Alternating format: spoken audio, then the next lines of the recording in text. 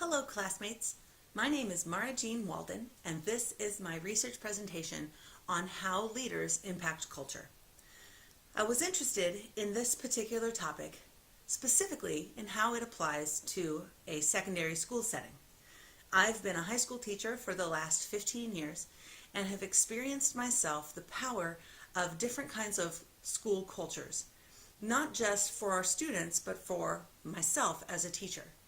I wanted to research and see what the empirical evidence is that supports the impact that a organizational leader has on the culture, specifically how a principal might impact student learning.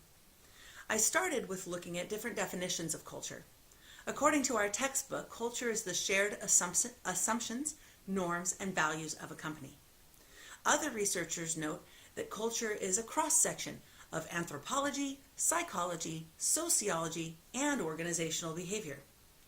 Finally, the elements of an organization that are included in culture can be historical, behavioral, normative, functional, mental, structural, and symbolic.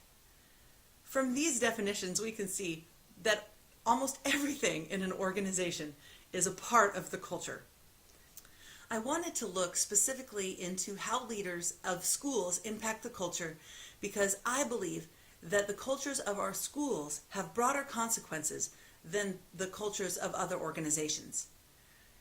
If an organization has a negative culture, that might lead the organization to bankruptcy or a negative customer experience.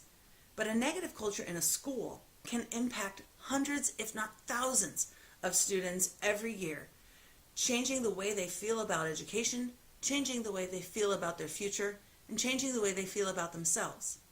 However, if a student can be in a positive culture, then they are filled with hope, they're given the skills that they need, and their future becomes much brighter. At least, that's what I believe about education. And again, I wanted to see what the research showed. I looked first at leaders in general of organizations and what aspects of their leadership led to different kinds of cultures. I first found that one of the most powerful things about a leader, specifically a CEO, is their values, both their espoused values and their held values. According to Berkson, Oregon DeVere, the values held and espoused by an organization's CEO can greatly influence the type of culture, and that in turn affects things like sales growth, organizational efficacy, and employee satisfaction. Specifically, this research found that CEOs who value self-direction emphasize their employees' ability to create, explore, and choose throughout their workday.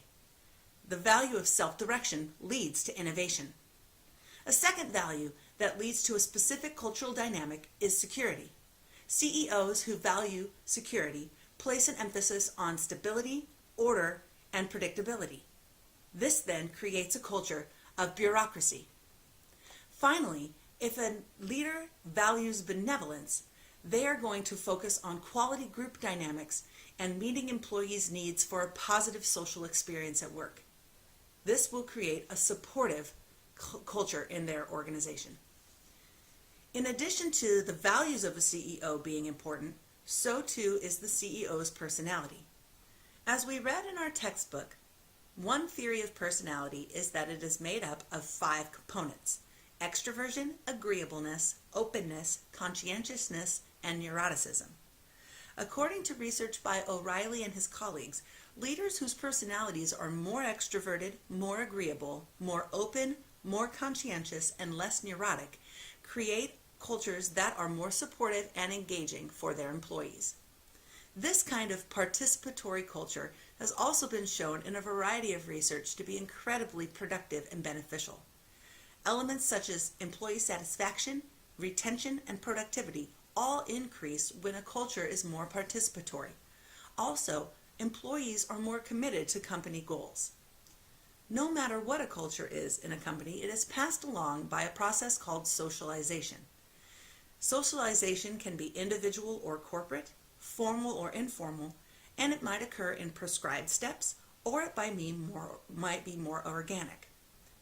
If a leader wants their culture to be passed along, They need to be purposeful in creating socialization structures that can be used systematically. If a leader is not aware of what manner of socialization is occurring in their organization, a culture might develop that does not match the leader's vision. After I read this literature, I looked then at how powerful a principle might be in creating school culture. Several studies show that if a principal has effective management practices, it can improve the learning culture of a school. Research has also shown that engaged leadership at a school can build a culture of edifying relationships, respect, and collaboration. What was not proven in the literature, however, is that a principal's leadership can improve student learning. Everything was indirect and qualitative. Research has shown that a principal can impact the culture of a school. Research has also shown that the culture of a school can impact student learning, but a direct line between the principal and the student learning has not been shown in the research. One of the challenges of research in a school and future research challenges is defining success. For a company, success is easy. It's a financial bottom line. Is the company making money? Are our customers being well served? In a school, however, how do you measure success? Graduation rates? Standardized tests? Attendance? There's so many aspects of a school that could be included in a definition of success. Another challenge for research in how principles affect student learning is proving causation. What I found in the literature, again, is that principles affect culture and culture affects learning, but there isn't a direct tie between the first and third steps. This is what I have learned about the power of leadership in affecting organizational culture, specifically that of a school. Thanks for watching, and I look forward to your feedback.